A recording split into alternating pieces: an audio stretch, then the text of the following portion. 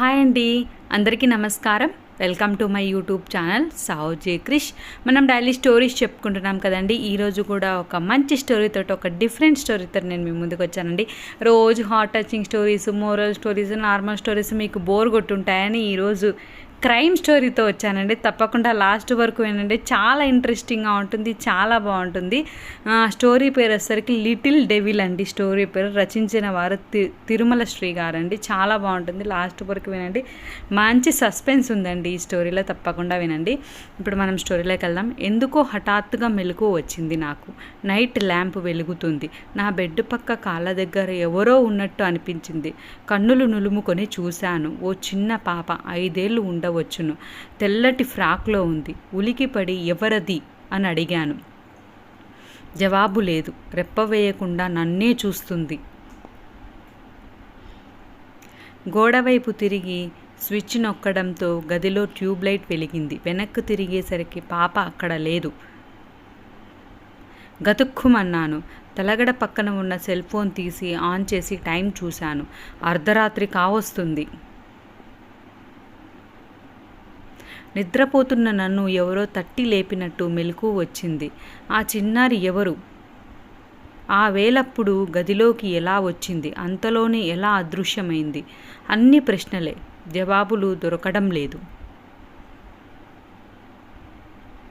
ఒకవేళ అది కళ అయి ఉంటుందేమోనని చేతి మీద గిల్లుకున్నాను. నొప్పి పుట్టింది. అంటే అది వాస్తవ చిత్రం అన్నమాట, భ్రమ కూడా కాదు. బెడ్ దిగి గదంతా చూశాను. ఎవరూ లేరు. గది తలుపులు మూసినవి మూసినట్టే ఉన్నాయి. కిటికీ వద్ద నిలుచుని బయటకు చూశాను. పరిసరాలు నిశ్శబ్దంగా ఉన్నాయి. దూరంలో జింజీ పోర్టు లీలగా కనిపిస్తుంది.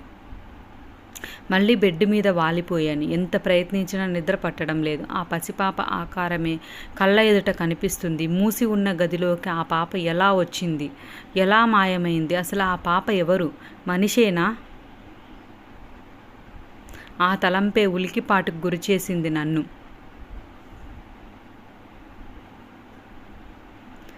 ఆర్కిటెక్చర్లో PhD చేస్తున్నాను నేను. ప్రాజెక్ట్ వర్క్లో భాగంగా వివిధ ప్రాచీన దుర్గాలు, కోటలను దర్శించి వాటి ఆర్కిటెక్చర్ని అధ్యయనం చేసి థీసిస్ రాయాల్సి ఉంది. ఆ పని మీదే 2 రోజుల క్రితం తమిళనాడులో విల్లుపురం జిల్లాలో ఉన్న జింజీ పోర్టుకు వచ్చాను. సమీపంలో ఉన్న సెంజీ టౌన్ని బట్టి దాన్ని సెంజీ పోర్ట్ అని వ్యవహరించడం కూడా జరుగుతుంది. పోర్టు దిగువన ఆర్కియాలజీ డిపార్ట్మెంట్కి చెందిన వసతి గృహం ఉంది. అలనాటి రాజదుర్గానికి చెందిన పురాతన కట్టడం అది. కొద్ది మార్పులతో టూర్స్లో వచ్చే డిపార్ట్మెంట్ సిబ్బందికి బసగా మార్చబడింది.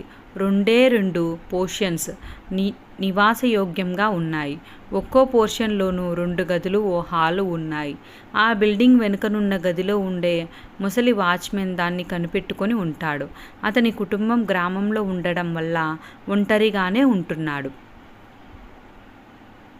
ఇటీవల కాలంలో అక్కడ దిగకుండా సమీపంలో ఉన్న తిండివనం టౌన్లోని హోటల్స్లో బస చేయడం ఆరంభించారట డిపార్ట్మెంట్ సిబ్బంది.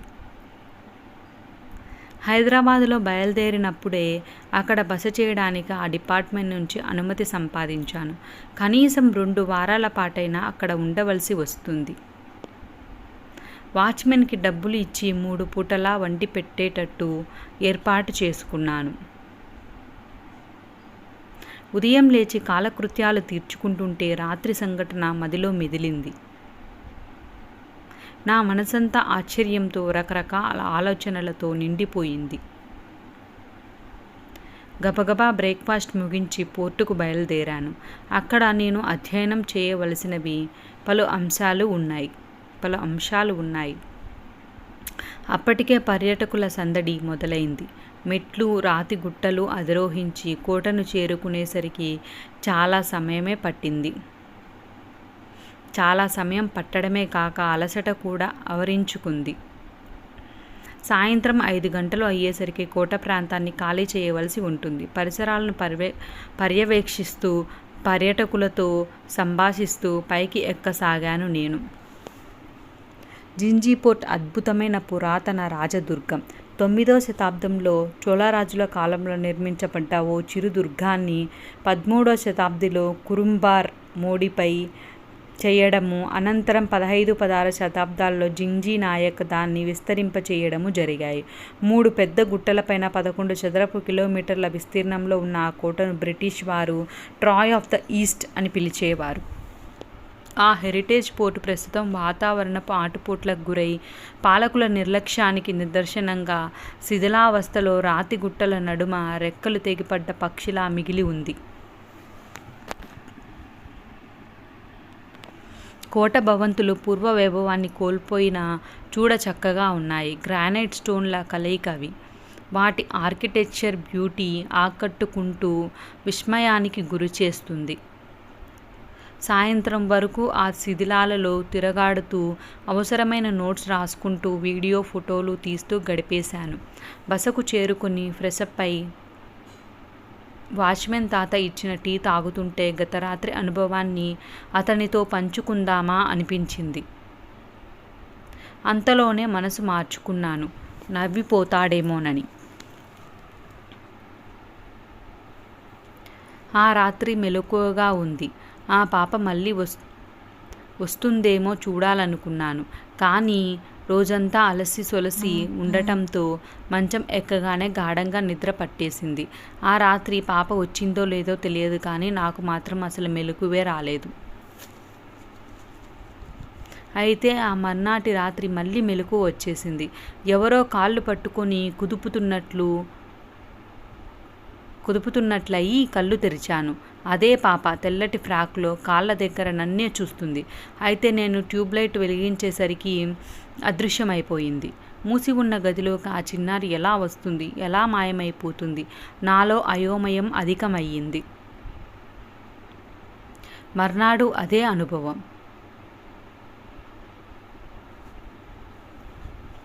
ఆ రోజు సాయంత్రం నేను పోర్టు నుంచి తిరిగి వచ్చేసరికి వాచ్మెన్ కూతురట, 40 ఏళ్ల స్త్రీ, పేరు కార్పాగం అట, నాకు ఎదురు వచ్చింది. ఇంద గెస్ట్ హౌస్లో ఇరకరద నింగేదానా? ఈ గెస్ట్ హౌస్లో ఉంటున్నది మీరేనా అని అడిగింది అరబంలో. తమిళం కొంతవరకు అర్థం చేసుకోగలను నేను. అవునన్నాను. పేరు అడిగితే చెప్పాను. ఇంద కొటత్తిలే పేయి ఇరుకుదని సొల్లువంగ ఉన్నోడే వేలై శీఘ్రమా ముడిచి కిట్టుపోయిడు అంత తొలై నమ్మకేన్నదుకు. ఈ కోటలో దయ్యాలు ఉన్నాయంటారు. నీ పని త్వరగా పూర్తి చేసుకుని వెళ్ళిపో, ఆ గొడవ మనకెందుకు అంది. ఆమె కోటలో దయ్యాలు అనేసరికి నా గుండె గతుక్కుమంది. నా గదిలో కనిపించేది దయ్యమా? కోట నుంచి నన్ను వెన్నంటి వచ్చిందా అన్న తలంపు హఠాత్తుగా మదిని తాకడంతో గుండె జల్లుమంది. ఆ రాత్రి పడుకుంటే అదే ఆలోచన మదిని తొలిచేస్తుంటే నిద్ర పట్టలేదు. ఏదో తెలియని భయం కమ్ముకుంది. నిజానికి దయ్యాలు భూతాల ఉనికి పట్ల నాకు నమ్మకం లేదు. అదంతా పురాతన కాలపు ఫ్యాంటసీ అని నా అభిప్రాయం. అయితే 4 రోజులుగా అవుతున్న నా అనుభవానికి సంజాయిషి ఏమిటి? పగటివేళ కోటలో తిరుగుతూ నోట్స్ రాసుకుంటూ బిజీగా ఉన్నా మధ్యలో ఆ చిన్నారి గుర్తుకు రాక మానడం లేదు. కోటలో దయ్యాలు తిరగడం గురించి పోర్టు వాచ్మెన్ని కదిపాను. అది నిజమే అని, నైట్ డ్యూటీలో ఉన్నప్పుడు అప్పుడప్పుడు వాటిని చూస్తానని చెప్పాడు. వాళ్ళు చెబుతున్నది నిజమైతే కోటలోని దయ్యాలు గెస్ట్ హౌస్ వరకు వస్తాయా? ఆ సంగతి ఏమిటో తేల్చుకోవాలన్న పట్టుదల కలిగింది నాలో. ఆ రోజు రాత్రి మనిషి పడుకున్నట్లు తలగడలను పక్క మీద పేర్చి పైన దుప్పటి కప్పేశాను. నైట్ ల్యాంప్ వెలిగించి మంచం పక్కన దాక్కున్నాను. అర్ధరాత్రి అయ్యేసరికి ఆ లిటిల్ డెవిల్ బెడ్ దగ్గర ప్రత్యక్షమైంది. దీక్షగా బెడ్ మీద చూసింది. తరువాత తన బుల్లి చేత్తో మెల్లగా కుదిపింది. అంతలోనే ఏదో అనుమానం వచ్చినట్టుంది. కప్పిన దుప్పటి లాగేసింది. మంచం మీద ఉన్నది మనిషి కాదని తెలియడంతో అక్కడి నుంచి వెళ్ళిపోబోయింది. చటుక్కున బయటకు వచ్చి ఆ చిన్నారి చెయ్యి పట్టుకున్నాను. ఎవరు నువ్వు? మనిషివా దయ్యానివా అని అడిగాను. ఏడుపు లంకించుకుంది ఆ పిల్ల. నాన్ పెయి ఇల్లే అక్క అని అరవంలో అంటూ ట్యూబ్లైట్ వేసి బెడ్ మీద నా పక్కన కూర్చోపెట్టుకుని దాని ఏడ్పు ఆపడానికి ప్రయత్నించాను. బిస్కెట్ ఇచ్చి తినమన్నాను. కుదుట పడ్డాక ఆ పిల్ల చెప్తున్న సంగతులు వింటుంటే నా బుర్ర గిర్రున తిరిగిపోయింది. ఆ చిన్నారి పేరు జయంతి. మదురైకి చెందిన అరవపిల్ల. యూకేజీ చదువుతుంది. బయట ఆడుకుంటుంటే ఎవరో ఆంటీ ఐస్ క్రీమ్ ఇప్పిస్తానంటూ తీసుకువెళ్ళి ఎత్తుకు వచ్చేసింది. ఆ బిల్డింగ్లో నేలమాళిగలో ఉన్న ఓ గదిలో బంధించి ఉంచింది. తనలాంటి పిల్లలు మరికొందరు ఉన్నారు అక్కడ. ఓ పురుషుడు శ్రీ రోజు రాత్రివేళ వచ్చి తమకు చాలీ చాలని తిండి పెట్టి వెళ్ళిపోతారు. అమ్మా నాన్నలు కావాలని ఏడిస్తే కొడతారు. తాము అక్కడ ఎన్ని రోజులుగా ఉన్నారో ఆ పిల్లలకు తెలియదు. జయంతి స్మార్ట్ గర్ల్. పిల్లలందరూ పడుకున్నాక నేలమాళిగను పరిశీలిస్తుంటే గోడలో ఉన్న రహస్యపు మీట చేతికి తగలడము, అక్కడ ఉన్న రహస్య మార్గం తెరుచుకోవడం జరిగాయి. ఆ మెట్ల గుండా ధైర్యంగా పైకి వెళ్ళిందా పిల్ల. పైన ద్వారం వద్ద కప్పబడి ఉన్న డోర్ మ్యాట్ని ఎలాగో తొలగించి గదిలో ప్రవేశించింది. అది నేను ఉన్న గదే కావడం విశేషం.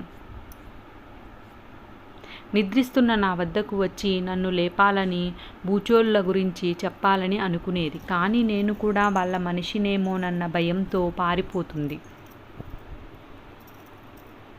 పూర్వం రాజుల కాలంలో సెక్యూరిటీ కోసం ప్రతి కట్టడంలోనూ ఓ రహస్య మార్గం ఏర్పాటు చేసుకోవడం కద్దు. ఆ రహస్య మార్గం గురించి ఎవరికీ తెలిసినట్టు లేదు.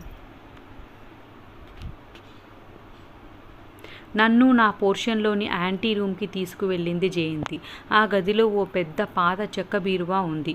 అందులో సామాన్లు పెట్టుకోవడమే తప్ప దాని వెనుక పక్క ఎప్పుడూ చూడలేదు నేను. బీరువాకి గోడకు మధ్య తగినంత ఖాళీ స్థలం ఉంది. అక్కడ ఒక డోర్ మ్యాట్, దాని కింద రహస్య మార్గం కనిపించాయి. జయంతిని తీసుకుని సెల్ ఫోన్ టార్చ్ సాయంతో ఆ ఇరుకు మార్గం గుండా కిందకు దిగాను. నేలమాళిగలోని ఆ హాల్లో నేలపైన పరిచి ఉన్న జంబుకానా మీద పడుకొని నిద్రపోతున్నారు సుమారు డజన్ మంది చిన్నారులు. బాలబాలికలు 2 నుండి 8 సంవత్సరాల వయసు వాళ్ళు అంతా. ఓ మూలగా బాత్రూమ్ ఉంది. చెక్క స్టాండు పైన పిల్లల బట్టలు, తువాళ్ళు ఉన్నాయి. ఓ బల్ల మీద ఏవో తినుబండారాలు ఉన్నాయి. హాల్లోంచి ఉన్న సన్నటి నడవ ఓ చిన్న గదికి దారి తీసింది. ఆ గదిలో ఓ మూల చెక్క బీరువా, 2 మడత మంచాలు తప్ప ఇంకేమీ లేవు. ఆ గదికి తలుపు ఉంది. అది బయట నుండి మూసి ఉన్నట్టు తెలుస్తుంది. బూచోళ్ళు గదిలోంచి వచ్చి వెళ్తారని చెప్పింది జయంతి. అలికిడికి నిద్ర లేచిన పిల్లలు నన్ను చూసి భయంతో ఏడుపు లంకించుకున్నారు. అందరూ అరవపిల్లలే. తమిళనాడులోని వివిధ ప్రాంతాల నుంచి ఎత్తుకు రాబడ్డ వాళ్ళు. వారిని సముదాయించి భయం పోగొట్టి నా గదికి చేర్చాను. అమ్మా నాన్నల దగ్గరకు చేర్చుతానని చెప్పడంతో వారి వదనాలు వెలిగిపోయాయి. నా దగ్గర ఉన్న బిస్కెట్స్, బ్రెడ్, పళ్ళు ఇస్తే ఆవురావురమంటూ తిని మంచినీళ్ళు తాగారు. వాళ్ళని పడుకోమని చెప్పి 100కి ఫోన్ చేసి పోలీసులను అలర్ట్ చేశాను. పోలీసులు వెంటనే వచ్చి వాచ్మెన్ని అదుపులోకి తీసుకుని ప్రశ్నించారు. కొన్ని నెలల క్రితం ఓ దంపతులు వచ్చి తనతో పరిచయం చేసుకున్నారని, పైన పోర్టులో ఏదో పని చేస్తున్నట్లు చెప్పారని, వచ్చినప్పుడల్లా డ్రింక్ బాటిల్స్ తెచ్చి తన చేత బాగా తాగించేవారని, అంతకు మించి తాను ఏ పాపం ఎరుగనని చెప్పాడు అతను. నేలమాళిగ సంగతి తాను ఎరగనని, వెనుక పక్క పాడుబడ్డ తలుపుకు ఎప్పటినుంచో తాళం కప్ప వేలాడుతుందని, దాని విషయం తాను ఎన్నడూ పట్టించుకోలేదని అన్నాడు.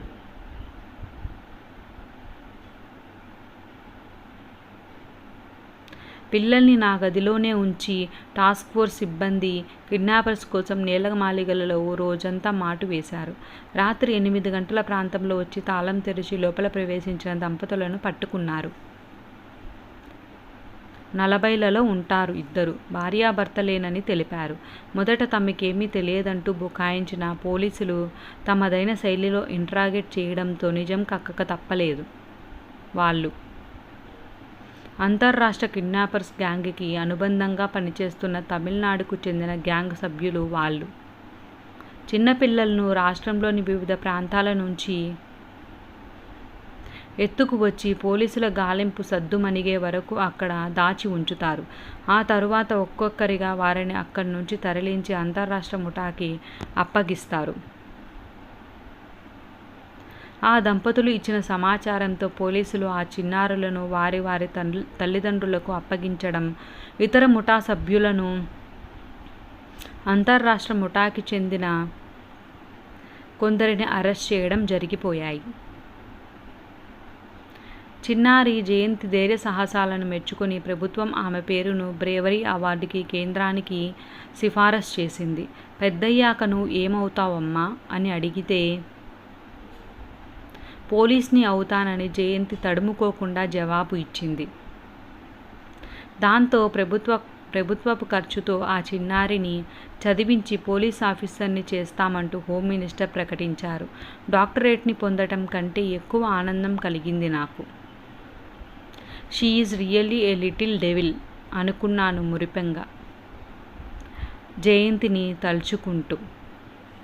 విన్నారు కదండి, ఈ స్టోరీ చాలా డిఫరెంట్గా, చాలా ఇంట్రెస్టింగ్గా, చాలా బాగుంది కదండి. ఊరికే బుక్స్ అలా తిప్పేస్తుంటే ఒక క్రైమ్ స్టోరీ కనిపించిందండి. ఈ క్రైమ్ స్టోరీ బాగుంది, మీకు కూడా డిఫరెంట్గా అనిపిస్తుంది. రోజు ఒకటే స్టోరీస్ అంటే బోర్ కొడుతుంది కదండి. ఈ క్రైమ్ స్టోరీ మీకు కూడా డిఫరెంట్గా అనిపిస్తుందని ఈ స్టోరీతో మీ ముందుకు వచ్చానండి.